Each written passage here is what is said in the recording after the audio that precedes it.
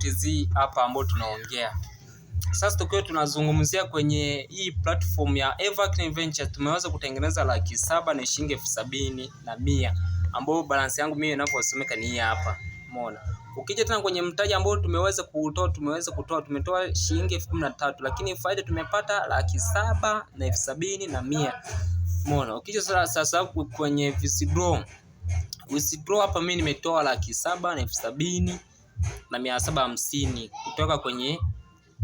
kutoka kwenye kampuni yetu ya Evergreen Ventures. Hichi kitu mimi ninachowaambia hata kama ndugu yangu, umeona, lazima hichi kitu nikifanye kushawishi, nikushirikishe kwenye hii biashara. Ukija tena kwenye na viewers niweze kutengeneza hapa niweze kutengeneza hapa 2,100. Umeona? Karibuni sana kwenye project yetu ambayo tutaenda kuzinduliwa tarehe 3 mwezi wa 5 2025. Karibuni sana, new platform mpya kabisa kabambe ambayo inawaka moto. Hii ndio itakuwa ni hatari sana.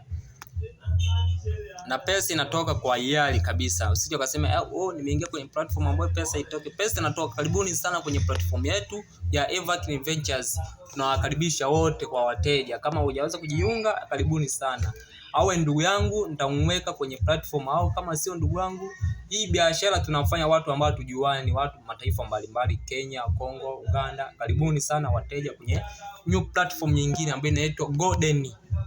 Ambayo inaitwa ni Golden, ambayo itaenda kuwa ni ya moto zaidi kuliko Evergreen Ventures. Karibuni sana kwenye platform yetu mpya kabisa.